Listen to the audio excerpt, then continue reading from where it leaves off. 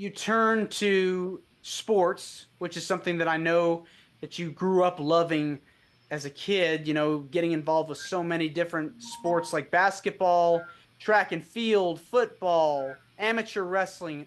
Which one was your favorite to play? My favorite was football. Hmm.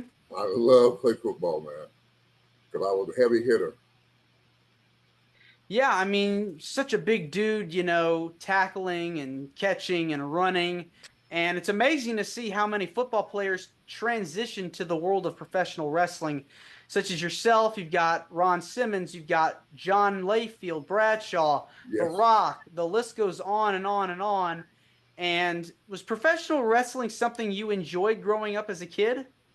Well, I wasn't really into professional wrestling until I came to Houston, and I met Stevie Ray. And Stevie Ray was a wrestling fanatic.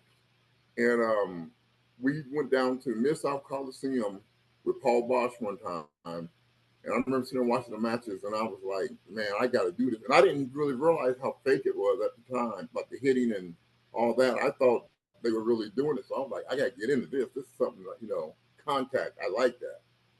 But we got involved with it, man, and it was great. Yeah, I mean, that Smash Mouth style, hard hitting. It's just incredible, when you're in there with your opponent or dance partner, you're putting Right. on a show, it's magical, invested in when you're in there, watching, I mean, mesmerized by these people in the ring. Who are some of the favorite wrestlers that you had, that you watched, that you enjoyed, and even inspired some of your work? My favorite wrestler of all times was Nikita Koloff. And I liked his work because he was very intense, very, sub zero about everything. Nikita Koloff was one of my favorite. I love Junkyard Dog. Um, but Nikita Koloff, I have to say, is my top one. What was it about Nikita and his style that just made you go, man, I could do this? Because he was so intense. Every time he came out, he was like uh, water rubber bands all pushed together, waiting to just break out. He was that intense, man, and I love intensity. Yeah, I mean, wrestling is full of it. Big guys, strong women. Yeah, You have to be. It's serious. yeah, So you train with Stevie Ray.